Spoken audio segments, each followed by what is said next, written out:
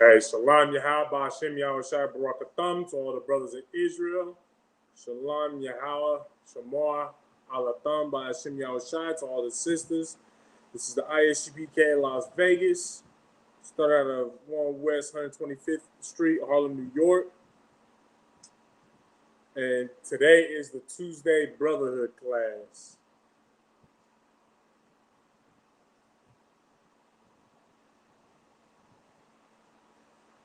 Salakia. Today's the Tuesday Brotherhood class. Today we're gonna continue on from last week that we were teaching, going in with, basically regeneration. The title being "What is life after life?" And just to do a recap, who can tell me what I mean by what is life after life? What is that insinuating? Most people, what Christians like to ask, you understand, if they go to their pastors with, the question they go to their pastors with is what happens after death? So what is your life after death? What happens then? So what am I saying? What is life after life? Go ahead when you got it. So it refers to when you're reborn. Okay, but can I get more than that? Yeah, because we get born again after we die. Our spirit comes back on this earth as somebody else, or not somebody. Yeah, like a new creature. As a new creature, okay.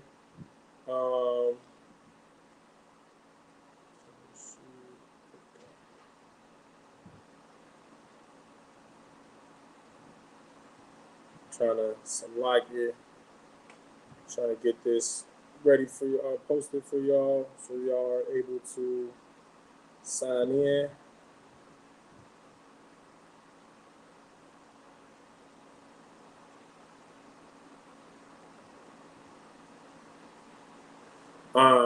Okay, it's not necessarily, or I mean, that is it. That is one way to put it. But to be more specific, is just the fact that regeneration is real. So yeah, as you put it in, gave a little bit more detail. I just wanted something, straightforward to the point. You know, being practical. You understand? Of what life after life is, and that's just because there's regeneration. You understand? Just like, and we'll kind of review and touch on some of the scriptures that we actually did read last week. But before we actually get into the topic, I'd just like to ask all of y'all, make sure that y'all like and share and subscribe, these classes. You understand? We all got to do our part to, spread this word, spread this word. Because mind you as well, there's plenty of people, brothers and sisters, so-called blacks and Hispanics and Native Americans around your life that could potentially receive this word from you, that we can dispel that nonsense that, when you die, you go to heaven or hell. But, of course, because they're indoctrinated by Christianity, they think that if they die, they're just going to go to heaven, unless your name is Adolf Hitler. You understand what I'm saying? The whole point of these scriptures, these classes that we have, is to help dispel the spells that are on our people, that essentially plague our people. You understand? And the only way that we can on a mass scale dispel that from our people is if we all come together collectively to spread this word. You understand? And one outlet is opening up the interweb so that people can be interconnected. You understand? So I'm just gonna take a few moments to share the videos myself. I just ask that y'all do it as well. Make sure you do it on YouTube and on Facebook. The YouTube and the Facebook pages are right here on the bottom right of the screen. You understand? Just ask that y'all do your part to, you know, help out this truth spread. You understand?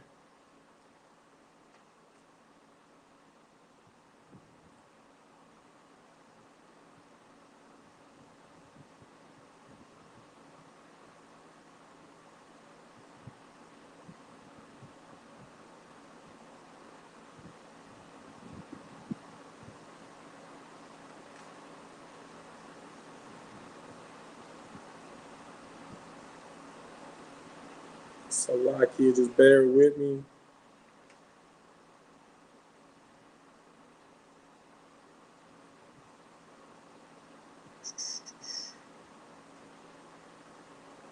Um,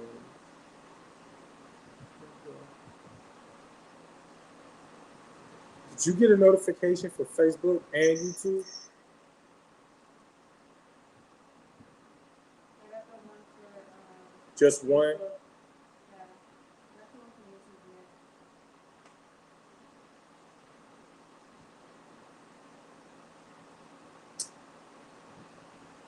This thing is tripping again.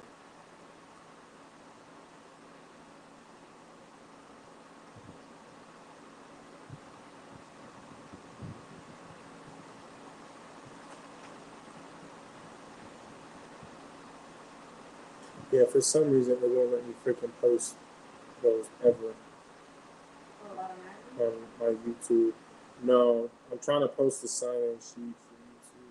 I'm gonna have to give us Officer Chanel and let him know. Last time we posted it, it was just the sign out sheet last time. I'm tracking.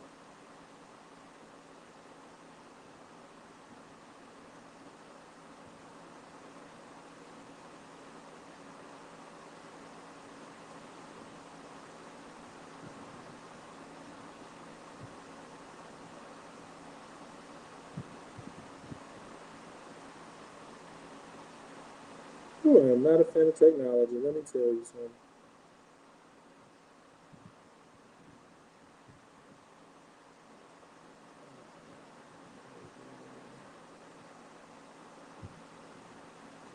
Okay. I'm gonna just finish. Liking and sharing this. Before we do get started, is there any questions in the room? Any questions online? If there's any questions online, um, put it in the chat, and I will get to it and answer to the best of my ability. If anything, if I'm unable to answer it myself, I will write it down and get that answer from a brother that is mightier than myself, so that either he can answer it or the following week I can answer it for you with completeness and accuracy. Okay. We are going to kick off the class now, but again, questions come up, we'll stop mid class, have to answer any questions, or hell, even if you have any questions about the class in the first place, please, I encourage any and all engagement. And yeah, I think that's the word. The only word I'm looking for is engagement. All right. So we're going to go ahead and start off at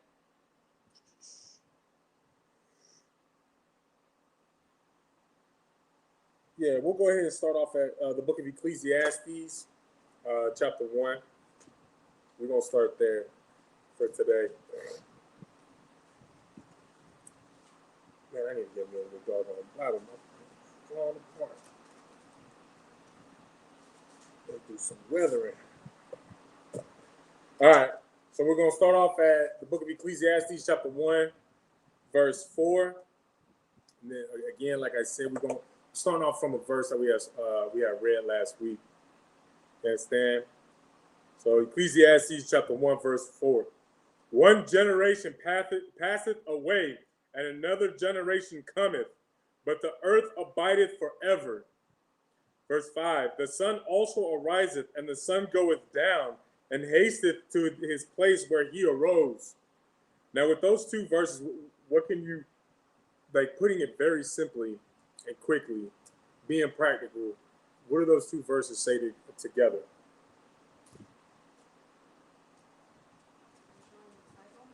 Huh? Everything has a place of where it comes from and a place of return. But at the same time, you know, when it returns to its original state, what does it do? It continues on again. So yeah, exactly. It's a constant cycle of recycling. You understand? Verse 6, the wind goeth toward the south and turneth about unto the north. It whirleth about continually, and the wind returneth again according to his circuits. Now, I mean, it's talked about the sun. It's talked about, the generation from generation. And the only thing that, essentially abides forever is the earth. You understand? But everything else that is on the earth is on a recycling path, right? And mind you, technically we haven't even spoken about anything that's actually living yet. Yeah, the generations, but I mean, the generations of the sun. How many generations of the sun going up and down? The generations of wind. The generation can go, apply to multiple things so far that we've already read, but also, the generations of plant life, animal life, and quite frankly, human life.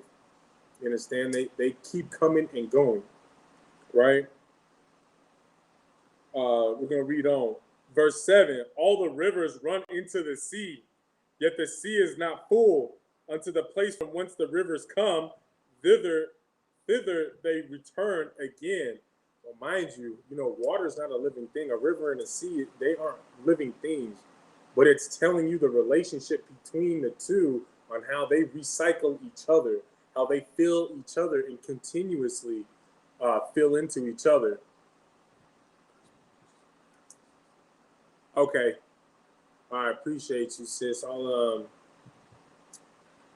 gonna see about that. We'll get that sorted out.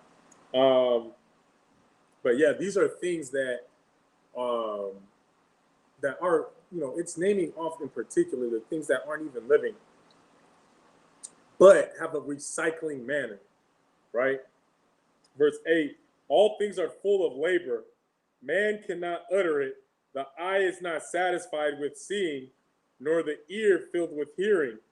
So, I mean, that right there, that's basically telling you that everything is filled with labor. Everything has got works to it. And mankind, we can't necessarily speak about it because of the fact that, we're so apt to see, seeing is believing. You understand? Without these scriptures, without the Lord, telling us that, hey, when you die, you will inhabit this earth again. Without the priests and prophets having the spirit of the Lord, knowing where they can, simply read in Exodus where it says that the Lord is the God of the living, right? Having that spirit of the Lord, the spirit of the Lord, that lets you know that, okay, so it says time and time again that, the Most High God is the God of Abraham, Isaac, and Jacob, our forefathers, but they're dead. So how is it that God is the God of the living, but he's still the God of Abraham, Isaac, and Jacob? Go ahead. Okay, because they're living. How are they living? Exactly, shalom. Because of regeneration. You understand? So, without the Lord, without these documents that we have from what the Lord had given us to to put down for us to teach our nation, we wouldn't even believe, or we wouldn't believe what we see. We wouldn't be able to hear this type of truth. You understand? That's the power of the Lord. That's the Lord's Spirit in the first place. You understand what I'm saying? That's the effect that the Lord has on us in the first place. Because, mind you, as well, you can't dispute the truth. I like it. You cannot dispute the truth. You understand?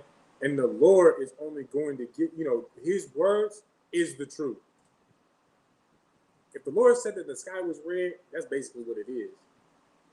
Y'all understand? The Lord says that the river fills into the sea.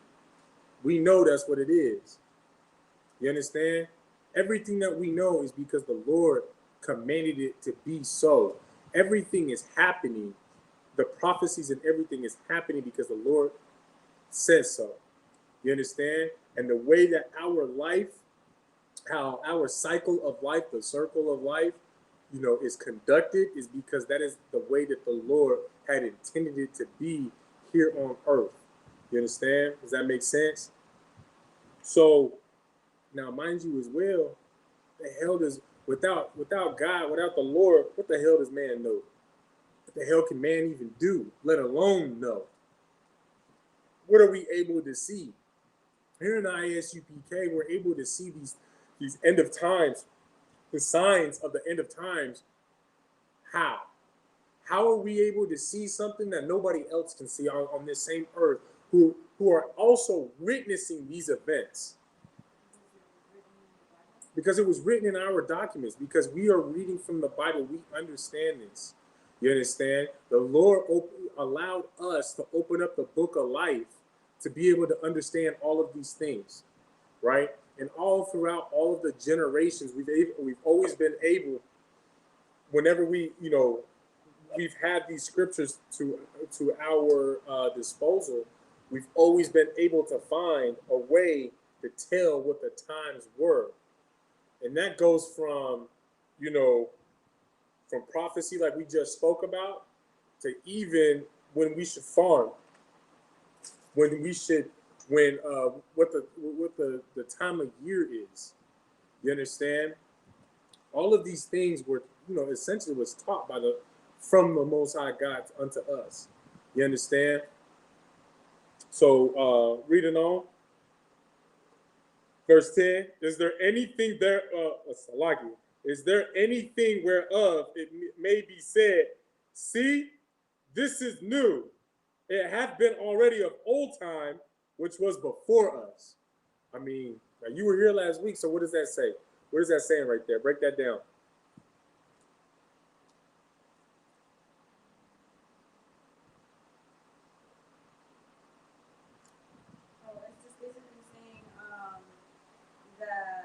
First, I asked the question. What's the question? The question says, is there anything whereof it may be said? So, is there anything that can be said of? Like, for example, let's say you can say from a symbol to a person, right? A symbol, an example of a symbol, you can say the swastika. Because I don't know if y'all knew this, but the swastika is a stolen symbol. The Nazis didn't create that. You understand? Even the standard of a nation being the eagle, that's not the first time that the Germans or the Americans used that animal as a standard, and also even presented it the way that they did. You understand? So we'll just say that those are the things, like this right here, right? Neither shall there be any, Salaki. See, this is new. So whether it's that symbol or that person, can anybody say that symbol or that person, hey, see, this is new? Can anybody say that?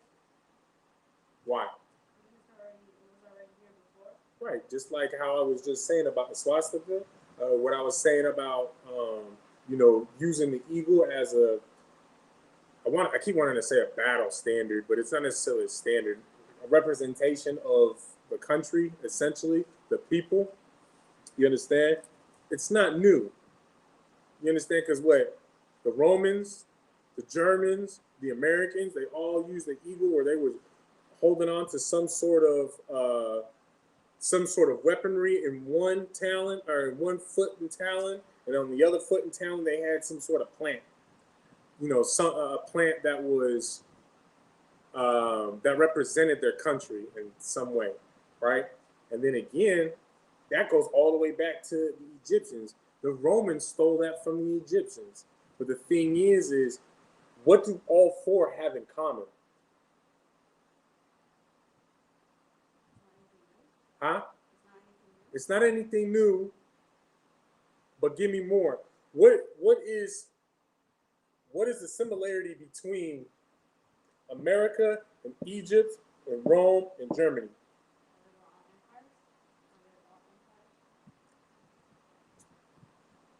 There are empires. I don't know if you can necessarily say Germany was an empire. Well, they had power at one point in time. They had great power. Okay, I guess you could say that. But it was the way that they dealt with their philosophies, essentially. You understand? Because where did the Romans get their philosophies from? Sure, yeah, they had their Roman gods, Zeus and this, that, and the other, which came from Greece. But where did Greece get theirs from? From Egypt. Essentially, it was just a copy and paste. Like them memes that you see on Facebook and Instagram, where they're like, "Hey, you can copy my homework, but do it in your own words." And it's the original cartoon, and then some other cartoon that looks slightly different, but you can totally tell it's the same thing. You understand?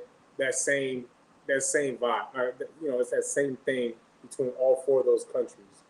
You understand?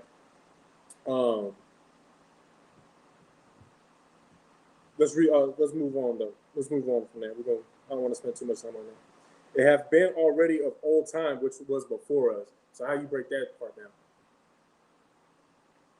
Well, it's already been here before, way before us. Right, exactly. Verse 11. There is no remembrance of former things, neither shall there be any remembrance of things that are to come with those that shall come after. I mean, what's that saying? You're not gonna remember your life before, or you're not gonna remember anything. Yeah, exactly. I'm not gonna remember the life that I walked in my last life, just like all of y'all, all of us collectively, don't remember it.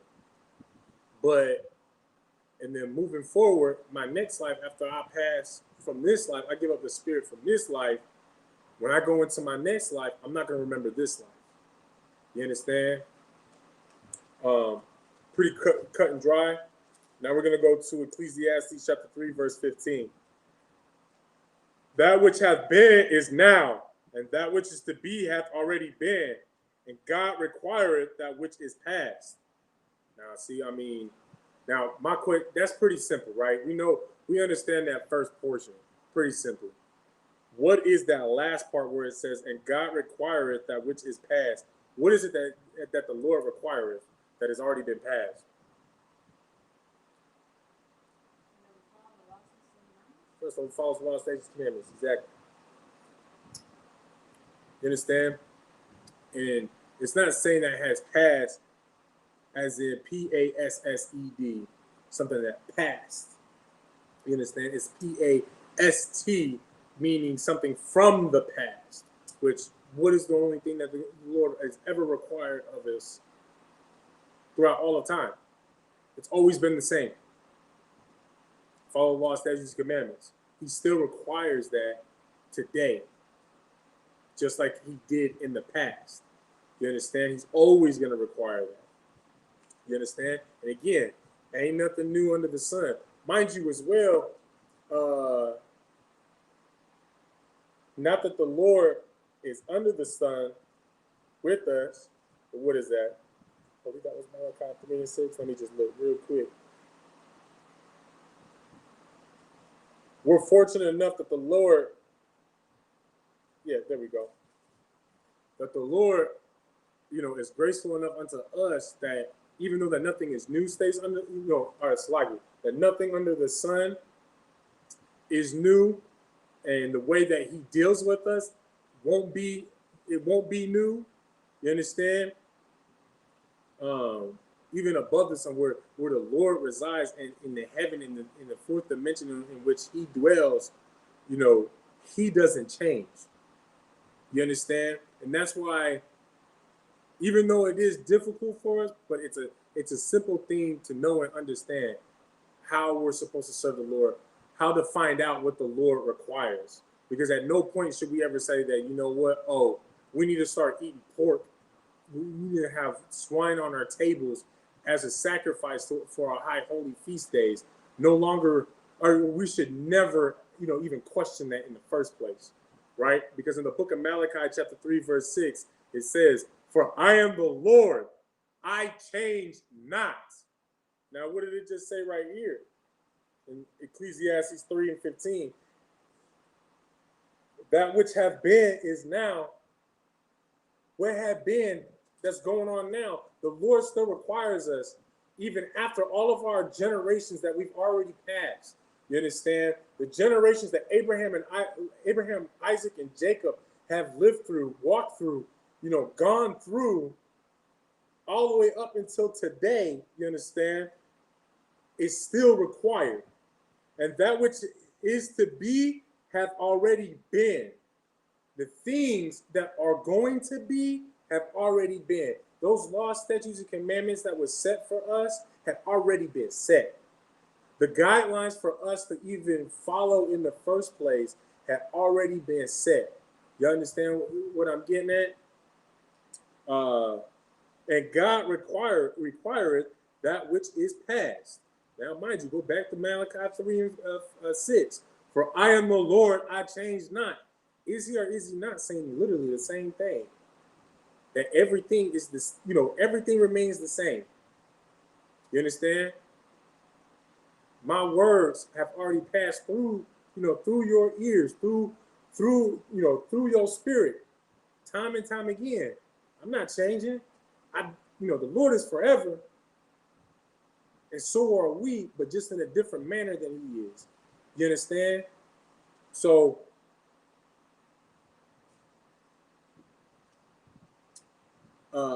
and mind you, this is another thing as well that you need to keep in mind. I'm going to read the second half of Malachi chapter 3, verse 6. It says, "Therefore ye sons of Jacob are not consumed." The reason why the Lord doesn't even change is because if He were, this world that we live in, these other nations that we dwell with that hate you, Black, Hispanic, and Native American man, they would consume us. Whereas I'm just going to paraphrase it, but in Psalms, it talks about how, the enemies of the Lord come together as a confederacy against Him, against His people, to come together to basically plot on how to make the nation of Israel, the Lord's people, to not be a nation anymore, to never be in remembrance of who we were, to never even have the opportunity that we have, that Commander General Yohana has, maintained for us to have. You understand? Which is Him not dropping His sword, so that someone like me has an opportunity to come to the law, statutes, and commandments and serve the Lord the way that the Lord had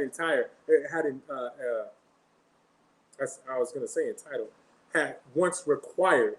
You understand? Going back to the book of Ecclesiastes. My tongue keep on getting tied up. Give me one second.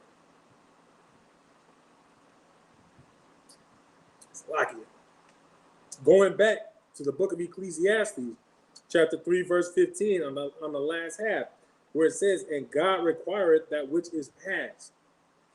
You understand? Me being an Israelite, me being a so-called Negro here in America, I come from the tribe of Judah.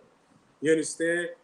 There was a time, in all of my lifetimes, God had always required me to do what? To keep the law, statutes, and commandments, to follow the law, statutes, and commandments. Nothing has changed. God has not changed towards me or any of us. You understand?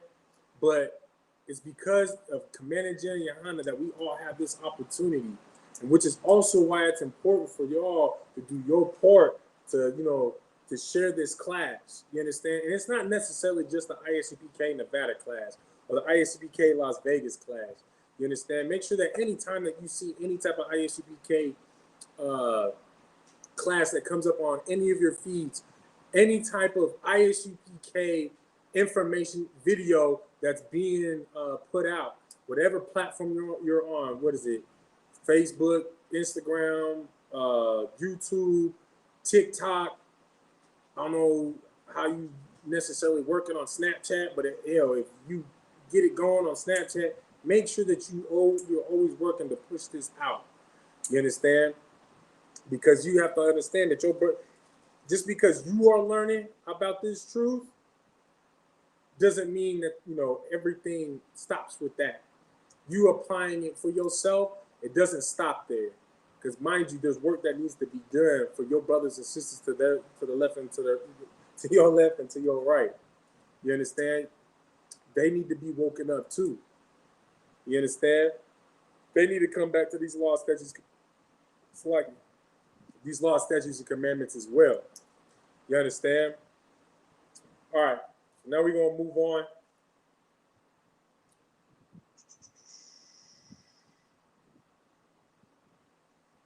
Okay. Now, I believe this is where we actually left off last week, in 2nd Ezra, chapter 14 and 35. Right? That's where we left off last week. 14 and verse 35. 34 and 35.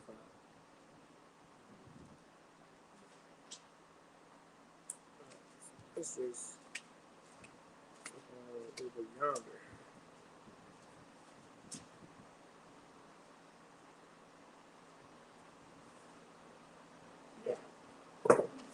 All right, so this is where we left off last week. And we're gonna go more in depth after we clear this back up. Just wanted to, starting off the class with today to kind of be on that same note with what we had left off last week. All right, so this is the book of 2nd Ezra, chapter 14, verse 34. Therefore, if it so be that ye will subdue your own understanding and reform your hearts, ye shall be kept alive, and after death ye shall obtain mercy. Now, what is that saying right there? What did that just say? You subdue your mind, right? Huh? You subdue. Okay, subdue your own mind, your own understanding, and reform your hearts. Right? What's that saying?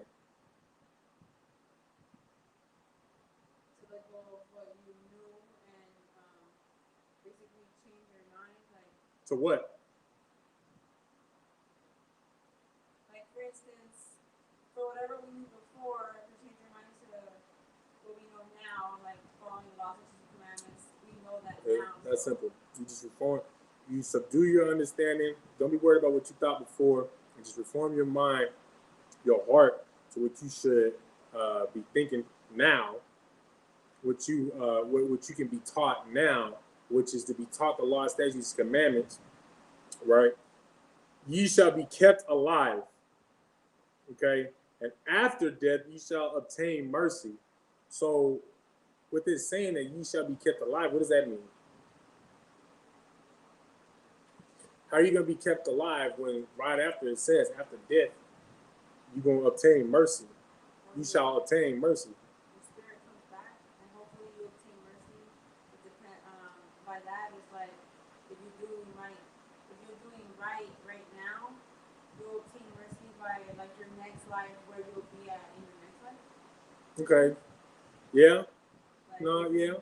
You'll receive mercy in your next life, where you don't have to worry about being born with a cleft lip, or let's say in this life you was born with no father. Let's just say that you was an orphan. You was one of those unfortunate brothers and sisters who was molested, who, grew up to become a homosexual, a drug addict. He was a thief, a murderer, the whole shebang, right? And that's how you lived your life until you was presented with the opportunity to subdue your own understanding, what you thought that life was, what God was about, the whole shebang, right? You put away what you used to think, that it was okay for you to do drugs, it was okay for you to be a homosexual. What happened to you as a child was okay. You understand? You put that to the side and allowed yourself to be taught to have your heart reformed so that you begin to think that, you know what, all those things that I was doing, the terrible things that happened to me, they wasn't supposed to happen. That's not something that should have happened, and I shouldn't continue that cycle. You understand what I'm saying? And so because of that, you'll be kept alive.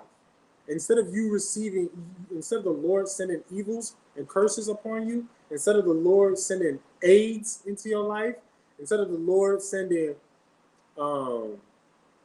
someone to come and kill you because you've been murdering, instead of him sending somebody to come and steal everything that you have from you,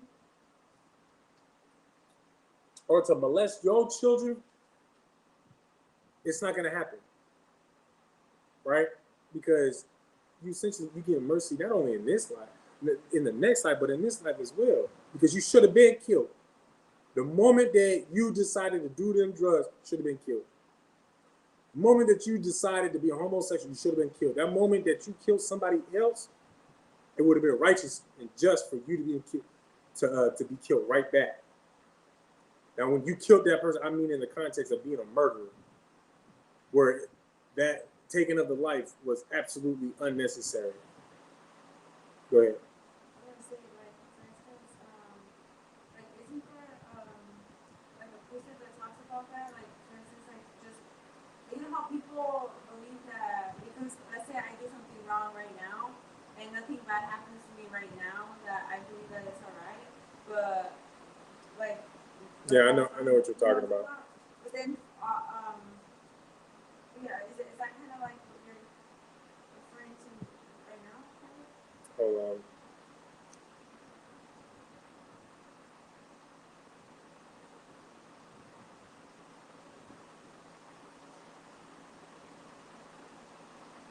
So you're talking about Ecclesiastes chapter 8, verse 11. Because sentence against an evil work is not executed speedily, therefore the heart of the sons of man is fully set in them to do evil. Is that what you're talking about? Yeah.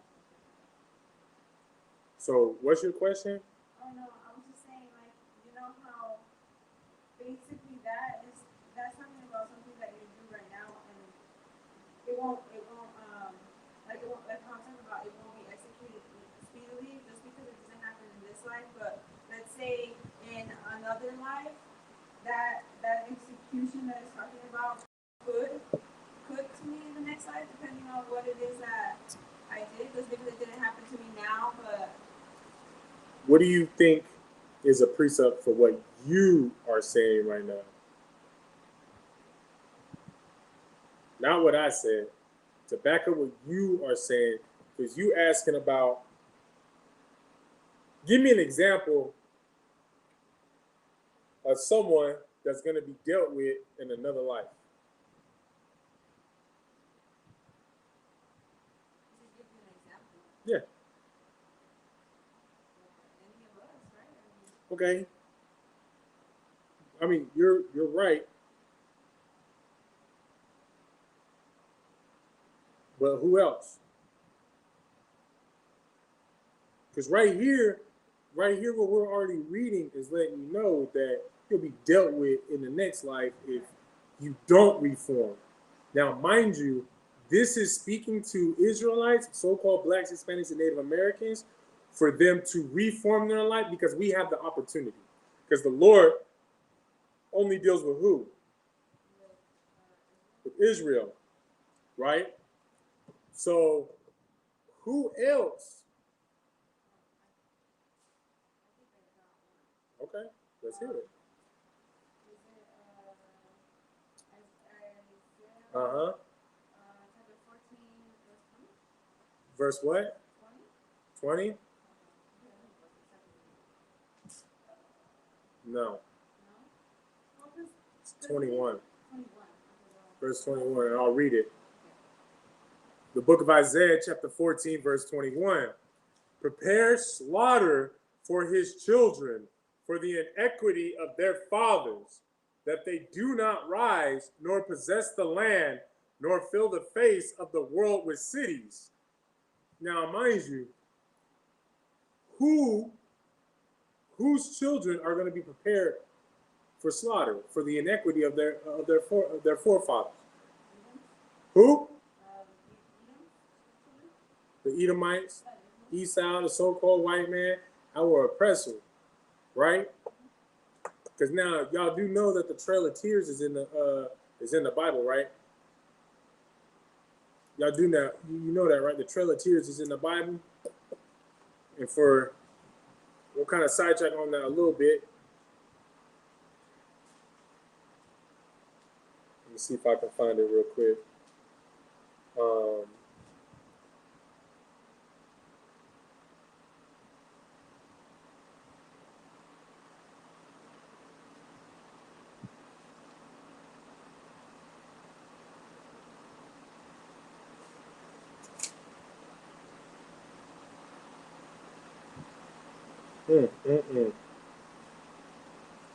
Psalms 137 and 9.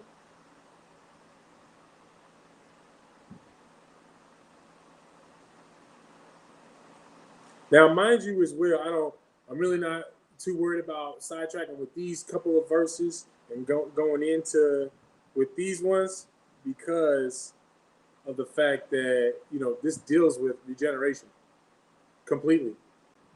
You understand? We just read Isaiah 14 and 21, where it said that we need to prepare their children for slaughter for the inequity of their fathers, right? So now we're at Psalms 137. We'll start at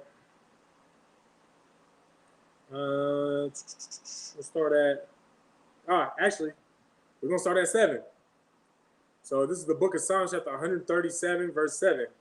Remember, O Lord, the children of Edom, in the day of Jerusalem, who said, raise it, even to the foundation thereof. This is speaking about Edom, talking about us. You understand? Edom is the nation, the kingdom of the so-called white man. Verse 8, O daughter of Babylon, who art to be destroyed, happy shall he be that rewarded thee as thou hast served us. How have the nation of Babylon, Edom, how have the other nations served us? How have they dealt with us? Look at history, through all of history, and even looking at what's been going on today. But now we'll hit verse 9. You understand? Verse 9, happy shall he be that taketh and dasheth thy little ones against the stones. Why is he going to be happy for taking their little ones and dashing them against stones? Why? Oh, it's like it. I mixed that up. Who's happy for taking whose little ones and dashing them against stones? Who did that? Like I just said, like I just brought out. That happened during the Trail of Tears. They were taking our children, our newborn babies, and smashing their heads up against stones, stripping them from their mothers, and their mothers had to watch this. You understand? Now, if you ask me, they deserve some form of, not some forms, like it. They deserve justice, righteous justice. And you know what's righteous justice? For us to do it right back to them. For us to do it right back to them. Now, mind you, in the time of the Lord appoints, you understand? Because that's also what the Lord commanded us to do. We waiting on Yahweh. Yahweh returns, then it's on and popping. You understand? Keep in mind, they used to tie up our babies, and this wasn't even that long ago. This is here in America as well. And when we was in Louisiana, we used to tie up our babies while they were alive, screaming for their mother, and throw them in the back of a boat and just drive the boat until a gator came and ate that baby. And then they would kill the gator. Gator bait. That's what they used to call us. You understand? So to your point, from what you were asking earlier about Ecclesiastes 8 and was it 10 or 11, in that context, yes, that would apply there if you were to tie those scriptures together with Isaiah 14:21, and then what did I say? Was it Ecclesiastes 8 and 10 or 8 and 11? 8 and 10. So in that context, yes, this is speaking to just us to get ourselves together. That hey, you know what? If you stop doing drugs, you stop doing this, you stop doing that, you know, the Lord will have mercy on you. In this life, you won't have to die some terrible death, but in the next life, you know, you don't have to be, you may receive mercy that you don't have to go through that same BS that you had to go through in this past life, where you was raped and molested and, you know, became a homosexual and this, all that, and the other. You don't have to worry about those types of things. You just have to get yourself right now. And again, you know, I can't stress this enough. This is why it's so important for all of us to do our part to like and share this video so that our brothers and sisters can have the opportunity to get themselves right in this life, so that way in the next life they don't have to worry about, you know, being a victim of the so-called white man. You understand? And to me, that's one big, huge stepping stone into the kingdom of heaven. You understand? Provoking the Lord in that way to send Yahweh HaMashiach, because you get yourself right. It's one stepping stone into, you know, the kingdom of heaven. That's, you understand? Coming out of the, you know, one more step toward, step away from being oppressed any longer. You understand? But we're gonna move on. So verse 35, for after death shall the judgment come, when we shall live again, and then shall the names of the righteous be manifest, and the works of the ungodly shall be declared. I mean, it's lucky, but that's pretty cut and dry. You understand? It literally starts off with, for after death shall the judgment come. I mean, if that doesn't start to get your wheels turning in itself, how does judgment come? Okay, benefit of the doubt. Christians tell you that you'll go to hell. Okay? But then it says, when we shall live again. How do you dispute that, Christians? How does anybody dispute that? It is written that when we die, we'll live again. Just like how the ocean returns to the river and the river returns to the ocean, and thus a never-ending cycle. That wind starts from the north, pushes into the south, then it turns its circuits to return back to the north. What do you think is the next step after that? To start pushing back to the south again. It's like it. You understand? Just like how those things are never ending, Israel, so-called blacks, Hispanics, and Native Americans, your life is never ending. You understand? It's never ending in the sense of you will be young again. You will be able to live them strong glory days of being a teenager again. Just finish out what you have to carry out in this life first. You understand? Get yourself right in this life so that you know what your reward in the next life is. You know, you're gonna be a star-ass athlete. You understand? If we still in this doggone this captivity that we're in now, when you return, the Lord allow, we can, you know, we all pass to come back and empowered in the kingdom. But I'm just saying, for those of y'all that are real big on football, wrestling, you know, basketball, baseball, whatever your sport was in this life that you didn't get to be too great at, and the Lord might bless you in your next life so you can be great at that. You understand? You just doing your part now. And that's just something small into comparison of all the other blessings that he will give you. He might, give you to be, give you that blessing so that you can just be that, just that big, I don't want to say macho man, because I ain't trying to, make it sound lame, but, so that you could be that guy. You could be that nigga, when you growing up, where just everybody looks up to you. And even the older heads be like, man, that brother right there gonna be somebody. And quite frankly, because you already receiving that blessing at a young age, and you just continue to follow those footsteps of which you left off at from that life that you corrected to get this blessing, you end up being that guy. You end up being that nigga. You end up being that man. You understand? Where instead of it's brothers coming to save you, you out there saving your brothers and sisters. You understand? That in itself is mercy.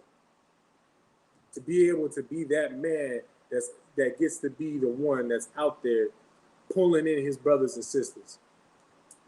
To cure them of those demons that plague his brothers and sisters of homosexuality, of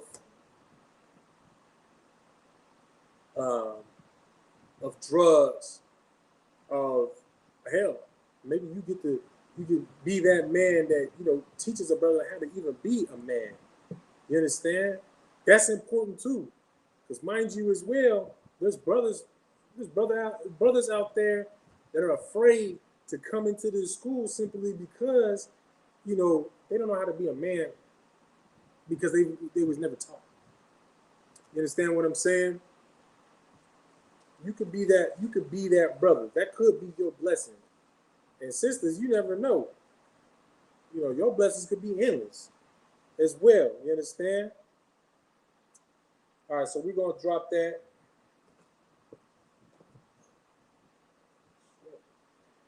We're going to drop that, and then we're going to go to the book of Matthew, chapter 22, verse 31.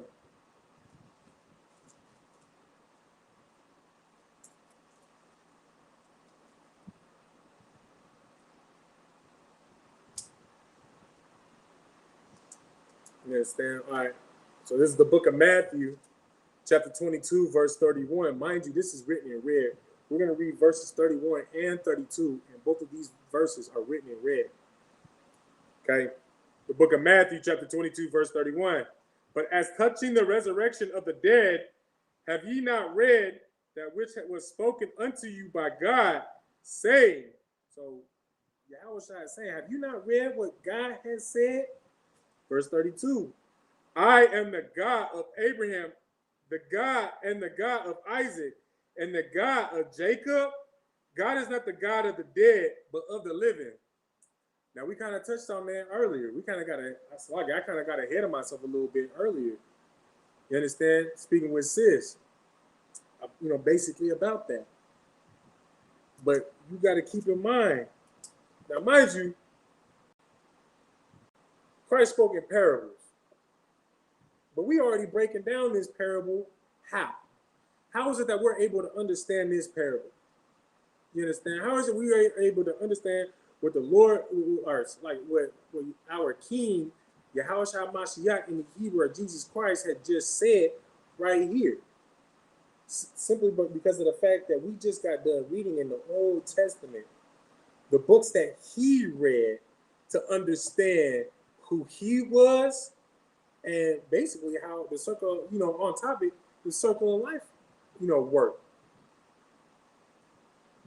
This is why he never said, nobody can find for me where it says that Christ said that when you die, you're going to go to hell or heaven for all of eternity. And it's just that one life. So this is, like Drake said, YOLO, you only live once. Christ said you only live once. And when you die, like that's just it. You get one opportunity, one shot, one opportunity to goddamn make it to heaven or to hell. You can't find that. Christ never said anything like that. You understand? Christ right here is letting you know that God is the God of the living and not of the dead. You understand? And mind you, he's touching on the resurrection of the dead. So what is he getting at when he says, you know, as touching the resurrection of the dead, have you not heard that which was spoken unto you by God? In concerning the resurrection of the dead, he's letting you know that, like, listen, resurrection ain't no zombie thing, okay? In the concerns of that, because obviously we've never had to deal with a zombie named Abraham, Isaac, nor Jacob, nor any other name. You understand? Nobody was risen out of their grave that was dead all the way to, back before Moses or after Moses. Hell, today, no one's been risen out of their grave to date. You understand? But Abraham, Isaac, and Jacob do, walk on this earth again as as living people. You understand? Because mind you, our God is still the God of them. He is still the God of Abraham, Isaac, and Jacob. Because if you think about it, if they were to die off of this Christian philosophy, mind you, if they were to die and God is only the God of the living, two things should have happened. Either God should have died with them, or God just decided not to be God no more and he went somewhere else. But mind you, as well, over time, he's told prophets, I am the God of your forefathers, Abraham, Isaac, and Jacob. So obviously he didn't die, and obviously he ain't go nowhere. You understand? I mean, it's so much. You remove Christianity off the Bible is so simple to understand. You understand? That was one thing that I had to learn as I was coming into the truth was, and mind you as well, I'll be the first one to admit to you, I had an opinion of the Bible before I came into the truth, but I didn't know the Bible. I only knew what I was taught by society and not what I had read. You understand? And mind you as well, I only went to church a handful of times, and I went to a church that didn't even read the Bible. They had their own Bible. You understand? I was occasionally, when I was being brought up, occasionally I went to a Mormon church. You understand what I'm saying? Couldn't get with that. Their doctrine just sounded ridiculous, mind you as well. It went against my own father, saying that he's a cursed man just because he's black. But once I actually took the time to, what did it say in 2nd Ezra 14 and 34? Where I would subdue my own understanding to reform my heart. I applied that and learned from the officers and the officers and the captains and the generals under Commander General Yohana and the ISUPK. And now I'm not some goofball Christian who thinks that when I die, this is my last life. There is no re-roll. I get to, depending on how I just live my life there, I'm either going to heaven for the rest of my life or I'm going to hell for the rest of my life. You understand? And if I may, just on a quick sidebar, since I kind of brought that out about me coming up in a Mormon church, they teach you that, the Mormons teach you that when you die and you go to heaven, you will always be in happiness. Mind you, at this time I was like 8 years old, like 8 or 9 years old when I was learning that. I remember one night I was in bed and thinking about that. I'm like, so you mean to tell me, like, I can never be mad? Like, I want to be able to be mad. I want to be able to be sad. Like, I could not wrap my mind over that concept of only being happy. Because, they tell you that you'll never know loss again, never feel pain, this, that, and the other. And that, honest, like dead ass. That night, I cried myself to sleep because that bothered me so much. That thought of just everybody just always being happy, I thought it was creepy. You understand? It scared me. It bothered me. And even to this day, I don't even want that. That lie At 8 years old, I couldn't buy into that lie. I couldn't buy into that BS. You understand? Which, it just kind of trickled from there as to why I even fell off from, believing in that false I don't even want to say priesthood. That false belief, that false system, that BS religion in the first place. You know what I'm saying? It trickled from there amongst, other things that I just couldn't wrap my head around with how, the afterlife works, how things work on this earth, this, that, and the other. We can have a whole class in itself just talking about how retarded not only Christians are, but also, the Mormons, which I'm more familiar with. You understand? My mother's side was Mormons. So Salakia for the sidebar. Just wanted to throw that in there, a little personal story. Like, so basically, the point to that is, the Christian doctrines, man, they scared me as a kid. That was supposed to be a comfort for everybody else. That scared me. That scared me to all hell. I had to cry myself to sleep, like, that night. I'm not even afraid to admit it. All right, so we're going to get off of that, though. We're going to go to the book of Galatians, chapter 4, verse 4. The book of Galatians, chapter 4, verse 4. But when the fullness of the time was come, God sent forth his son, made of a woman, made under the law. Now, mind you, this is important for a reason. You understand? He was made of a woman, made under the law. I want to give y'all a few minutes. I see we got four brothers and sisters online. I want to see if anybody online can answer for me what it means by God, the Most High sent forth his son, made of a woman, right? Made under the law.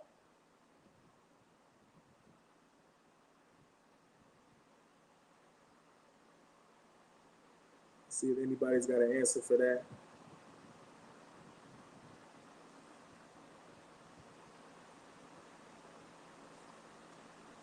Give y'all a few moments. Check something real quick. So like it.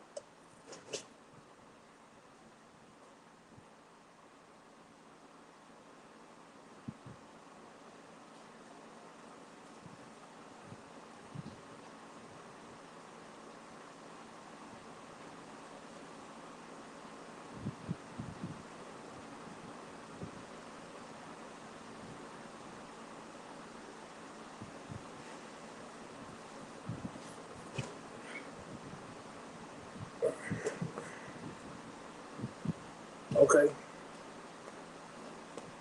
All right, we'll give y'all a few more moments. While y'all coming up to try to answer that, I'm going to read on verse 5. To redeem them that were under the law, that we might receive the adoption of sons. And because ye are sons, God hath sent forth the Spirit of his Son into your hearts, crying, Abba, Father. Now, my question is, and mind you, my hint is, just think about what the topic is, what verse 4 says. You understand?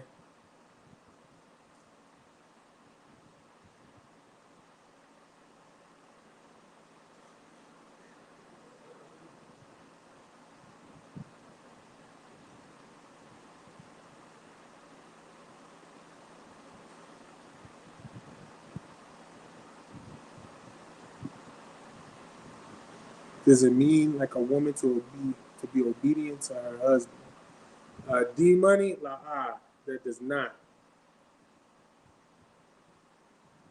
I'll read it for you one more time. But when the fullness of the time was come, God sent forth his son, made of a woman.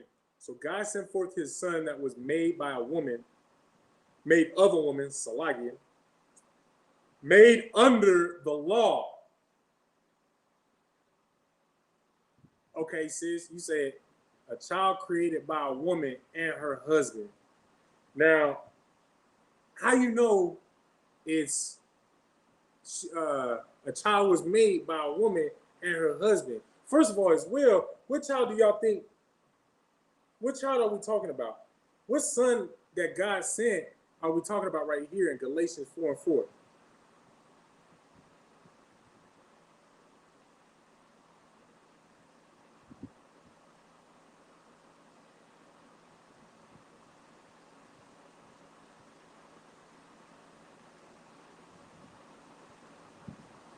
Who y'all think we talking about in Galatians 4:4?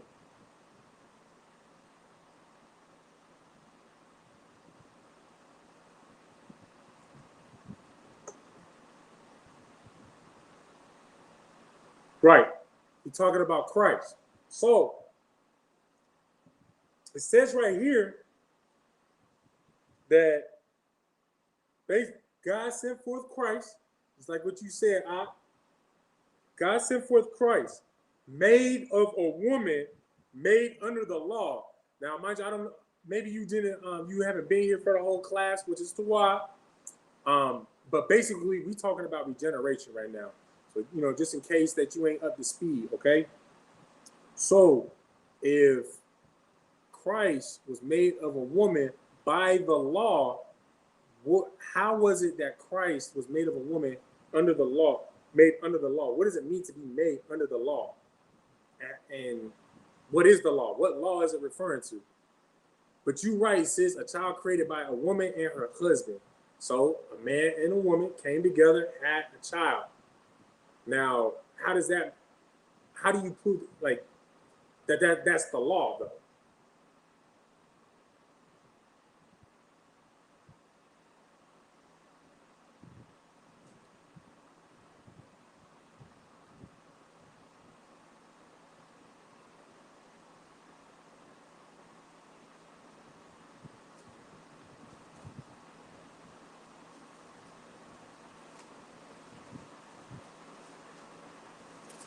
It's not because Christ was perfect.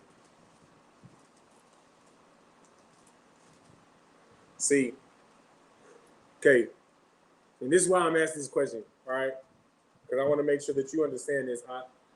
It says, God sent forth his son, made of a woman, made under the law, right? So basically, a child was created in accordance with the law. Not necessarily that it's not going on about Christ's perfection, okay? It's the same law that if let's just say if you're a father, okay, or we'll just speak about your father and your mother. Your mother and father made you according under the law. Because a man and a woman came together and had a child. It's that simple. Now, the reason why I wanted y'all to participate on this verse, on breaking down this verse, is because of the simple fact that what does Christianity teach you about how Christ was brought into this earth, on how he came onto this earth? Is that, the Immaculate Conception, that, basically Christ didn't have a father, right? And what is part of the law, mind you, as well, is that a child is to, obey their mother and father and mother, however way you want to put it first and second. You understand? That's part of the law. So, mind you, as well, let's just say that Christ it was just as simple as that. Christ was just made under the law, so that, basically what you saying, that Christ, the way that he was born was just under the law of perfection, which ain't necessarily untrue. But from what you're insinuating from, because basically you coming at with a Christian angle, to be quite frank with you, all right? So, but let's say that was the case, right? Wouldn't that mean off the rip that he's already stepping towards disrespecting his father, but not disrespecting his father, but he's not obeying his father, because Joseph was in that position to raise him up as his son off of your, logical way of thinking. Actually, illogical, honestly. But off of that illogical Christian way of thinking, you think that you would think that Christ, because he's under Joseph's house, he would have to, listen to him as his father, right? But quite frankly, that is his father. Christ came from the seed of David, the seed of Abraham, the seed of Joseph. Because Joseph was the seed of David as well, the seed of Abraham as well. And guess where you can find that? The very first page, the very first verse of the New Testament, Matthew 1 and 1. You understand? And you drop down to, I believe it's Matthew 1 and 22, somewhere between 20 and 24. We ain't going to go there. We might later, but as of right now, we're going to go there. You can read it for yourself, but it even tells you in the higher genealogy breakdown from son to son. Guess who comes up? Joseph, Yahushai's father. You understand what I'm saying? So the point is, though, as well, not only to knock out the Immaculate Conception, but to take it a step further, to start to show y'all, to open that door that Christ as well partook in being regenerated. You understand? And I do plan on doing a class for y'all, just focusing more so on Christ's regeneration, who he was in his past lives, and also how Christ even came to discover who he was in his past life, because Yahushua Mashiach in the Hebrew, or Jesus Christ, he knew that he was Adam. He knew that he was Prince Melchizedek. He knew that he was King Solomon. You understand? He knew he was these. He knew he was Isaac. These are his past lives, and we will, Lord allow, I will teach a class, going more in depth on how he discovered these things, and hell, even how the school came to the realization for ourselves to see what Yahushua saw. You understand? But moving forward, I pray that y'all understand what I was just trying to explain to y'all.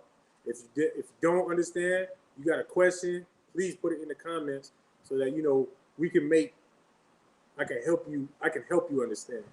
You understand? All right, so now we're gonna drop that and go to the book of Matthew, chapter 11, verse 11. Verily I say unto you, among them that are born of women, there hath not risen a greater than John the Baptist. Notwithstanding, he that is least in the kingdom of heaven is greater than he. Now, there's something that stands out right here, okay? Something in particular, and I want to see if y'all was paying attention from what we just read in Galatians 4 and 4, that just came up again in Matthew 11:11. Mind you, what I just read in Matthew 11:11, this is written in red. Yahushua Mashiach said this himself. But what is it that should stand out about this verse that correlates what we just read in Galatians 4 and 4? Because mind you as well, this is kind of touching up on the regeneration again, immaculate conception of Christ again.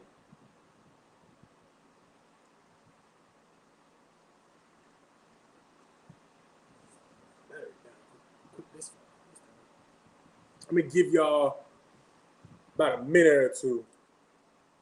I'll give y'all about 2 minutes. So at 2017, I'm gonna give y'all the answer.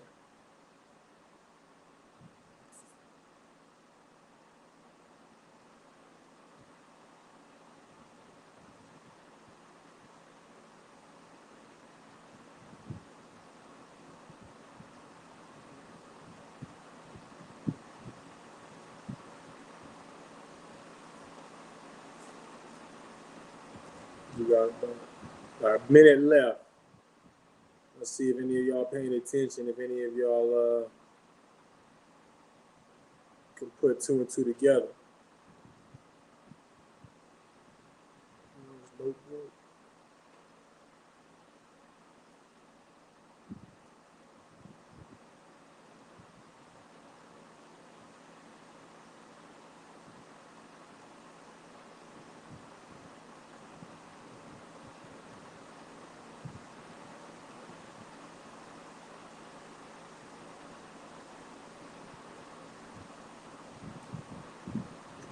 All right. It's 2017. I know maybe y'all sleeping on me. It's all right though. No sweat. What you should pick up from here is the fact that the Son of Man, as you know, Brother D Money had put it on YouTube, Christ was made of a woman, made under the law, right? Well, it just said here, verily I say, in Matthew 11:11, verily I say unto you, among them that are born of women, there hath not risen a greater than John the Baptist. John the Baptist was, was born of a woman, just like I was born of a woman, just like all of y'all are born of a woman, just like Christ was born of a woman. But guess what? We all born of a man is born, born from the seed as well. You understand what I'm saying? You understand what I'm saying? So what should stand out is just the fact that this goes against the Immaculate Conception. But mind you, this does also, Salaki, I'm not going to say that. You understand? But this is just to reinforce the that Christ as well had have been born the same way that we had. And if we had been born with a man and a woman, that insinuates that Christ had been regenerated as well. So lock it. All right, so we're going to drop that.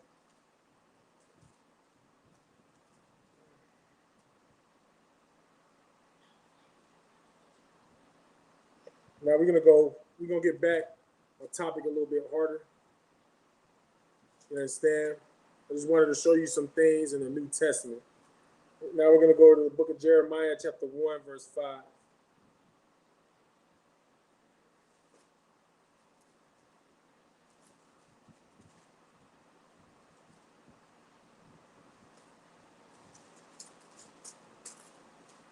All right. The book of Jeremiah, chapter 1, verse 5. Before I formed thee in the belly, I knew thee. And before thou camest forth out of the womb, I sanctified thee, and I adorned thee a prophet unto the nations. Now, this right here is letting you know that the Most High knew who we was before the womb, before we were even formed in the womb. Okay?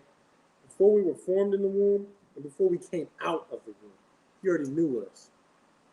And one question every Christian should think about this. Everybody should think about this if they don't already know. If you're in the process of subduing your mind, subduing your old ways, like 2 Ezra 14:34 said, subduing your old thoughts, you should think, how did He know who I was in the womb? Well, you know what the crazy thing is we've been reading, several verses of the Old and the New Testament that point you in that direction. That, quite frankly, ain't nothing new going on this earth. Nothing new is walking on this earth. Ain't nothing new is on this earth. What has been done, or what has been done. You understand? If we're walking, we've walked. You understand? So if You've been conceived. If you just conceived a child, first and foremost, most high in Christ, and congratulations. Because you know what? It seems like doggone Captain Tazariak's oils and body butters is just got Israel going rampant with doggone pregnancies, man. It's, especially right now, going into the Passover next year, I'm expecting buku infants, buku babies. I got my firstborn son on the way as well. So, Barakatah Yahweh Yahweh Shai. But for all of us that have just conceived a child, the Lord already knew who that child was before you conceived them. And before they even began being formed. You understand? Once they, are born, when that baby is as simple as just shitting and crying and eating and pissing on itself, when that is his whole life until he becomes strong enough to do other things. But when that's his whole life, the Lord already knows about that baby. That Lord already knows who that baby is. And if it's so, and if it so be the Lord's will, that Lord already ordained that baby as a prophet, as a priest and prophet unto the Lord. You understand? Y'all gotta understand that. And how do you understand that? By reading all these doggone scriptures. Reading all of them, you put them together, precept upon precept, line upon line, here a little, there a little. Understanding that regeneration is real. You understand? When you die, you will return. You will be in the womb again. You understand? My son that's being brewed up right now, he's about to get ready to serve out his judgment from his last life. You understand what I'm saying? And most high in Christ, that his dad ain't no doggone goofball that's in the Christian church anymore. You understand? He ain't got to worry about no Christian way of life, doing no goofy ass, Christmas when it has nothing to do with him or his people. Doing no birthdays when that goes against the Lord. Doing things that go against the Lord that will provoke the Lord's anger unto his life. He don't have to worry about his father raising him like that or his mother raising him like that. You understand? And quite frankly, Barakatah Yahweh Yahweh Shai, for all these brothers and all these brothers out here in Las Vegas, his uncles, you understand, his older brothers, who essentially they gonna help me raise him in a way. You understand? They there to help form him so that essentially he's gonna be a better priest and prophet than, Lord willing, all of us collectively. You understand? That next generation of priests and prophets that take the mantle for Las Vegas, man, they gonna be better than us. That is our objective. Is to raise up Las Vegas, wake up Las Vegas, and then those that we wake up and raise up into this truth in Las Vegas, for when it is their turn to take lead, it's gonna be done better than what we did. It's gonna be stronger than what we had established. You understand? It's a lucky. So we're gonna drop that. We're gonna go into the book of Romans, chapter 1, verse 3. Now, mind you, we're going back into the New Testament, right? Going back into the New Testament. Now, look, check this out. This is touching back on to Christ again. You understand? The book of Romans, chapter 1, verse 3, concerning his son, Yahushua Mashiach, Jesus Christ, our Lord, which was made of the seed of David according to the flesh. Mind you, he is according to the flesh. He come from the seed of David. Now, if it ain't as simple as, Christ was just being regenerated from, forward from the time of David, you understand? If Christ didn't have regeneration, there's a couple of things that I would question, right? But since you just got here, so I just read the book of Romans, chapter 1, verse 3, it says concerning his, you gotta go, all right, no sweat.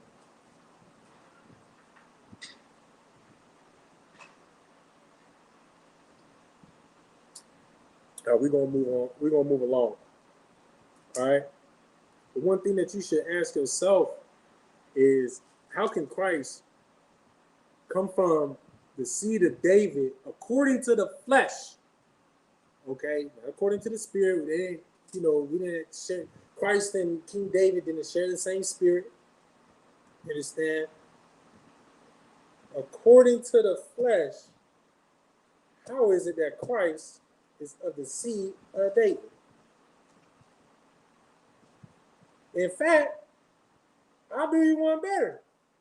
Because, I mean, the scriptures ain't going to contradict itself, first and foremost. And if Christ was made according to the flesh, what I'm putting on the table is that Christ simply was, had a mother and a father who had sex, and thus came Christ, which came from the seed of David. Right? I said that earlier. How can you dispute that if there was an immaculate conception? You understand?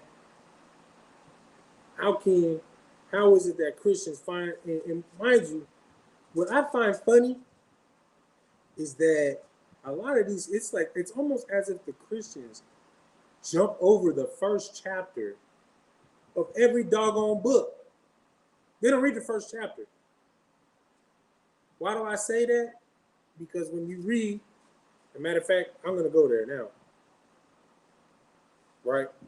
You go to the book of Matthew, chapter 1, verse 1. It says, the book of the generation of Yahushua Mashiach, the son of David, the son of Abraham. Right? That's the very first verse. The very first verse, book, chapter of the New Testament. How do you read that and then say, oh, but Christ was immaculately conceived? Is David God? Was King David? Did King David become God? I mean, like that's damn near the only question I could come up with an insinuation is that's just, like, to be on some Christian mindset that King David must be God if immaculate conception is real. Nothing else makes sense. Romans 1 and 3. Nothing will make sense to me. Nothing else will make sense. This is part of the reason why it's stuff like this is part of the reason why I left I stopped messing with the doggone Christian church. Just because there was too much that would contradict. Oh, I love you unconditionally. Keyword being unconditional. But if you do this, I'm gonna burn you for eternity. That made no sense to me. It made absolutely no sense to me. What's unconditional love? But mind you, as well, you come into the truth, you find out that the Lord's love is conditional. That was actually one of the first things I actually did learn coming into the truth, because that was one of the things that I asked about. What the school stance what the school stance was on God loving us unconditionally. They shot that down completely. I love those that love me, and if you love me, you'll follow the law, statutes, commandments. So if you follow law, statutes, commandments, I love you. If you don't, well, tough titty. Right? So back on what we was talking about though. Now, sis, I got a question for you. It says, concerning his son, Jesus Christ our Lord, which was made of the seed of David according to the flesh. What does that mean? How is Christ King David's son according to the flesh?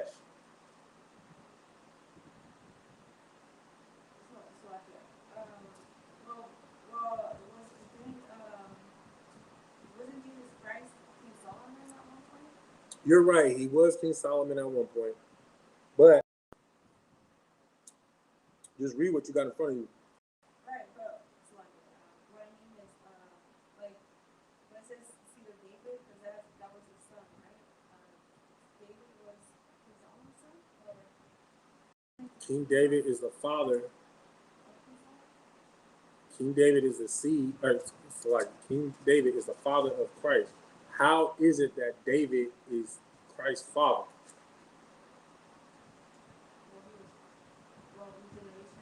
Okay, so regeneration, you own the path. How is it that Christ is the seed of Abraham? Because we read that in Matthew 1 and 1. It's simple. Regeneration. Which was made of the seed of David according to the flesh. That's his direct forefather. That's it. You don't even have to step into regeneration. It's just because that's his forefather. Who bears the seed? Who bears the seed? Father. The father is the one who passes on the seed. The male passes on the seed. We plant it inside of a woman.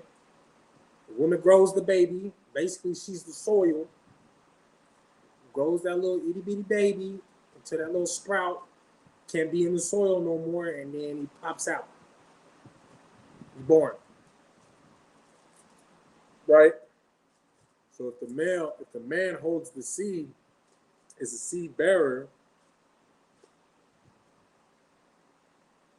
it's Christ's forefathers, his father, his father's father, his father's father, father's father, all the way back. I believe it goes all the way. Is it 14 or 28 generations from King David to Christ? I think it's 14 or 28, somewhere around there. It's between those two numbers, but there's 14 fathers in between them. 28 fathers, one of the two that made until you hit Christ, where a man named Joseph stuck his rod inside of Mary's box to conceive Christ. Right? I mean, like I said, we will revisit some of these verses, these precepts later on in another class when I do a specific Christ regeneration breakdown. But for now, we're gonna drop that.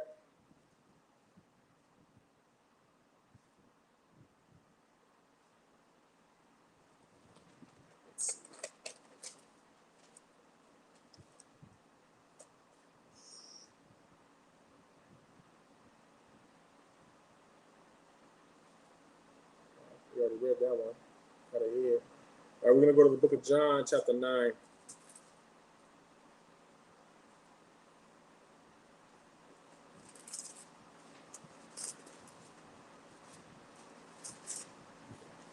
Verse 1. All right. And I'm actually going to leave y'all with this one. All right. But so it reads, the book of John, chapter 9, verse 1. And as Jesus passed by, he saw a man which was blind from his birth. And his disciples asked him, saying, Master, who did sin, this man or his parents, that he was born blind? Jesus answered, Neither hath this man sinned, nor his parents, but that the works of God will be made, or should be made manifest in him. Why is it that they were asking him who had sinned between the blind man and his parents? That's a simple regeneration. You understand? And with that, Shalom Yahweh Shem Yahushai Barakatham to all of Israel. Shalom Yahweh Shemar Alatah Shem Yahushai to all the sisters. With that, class dismissed.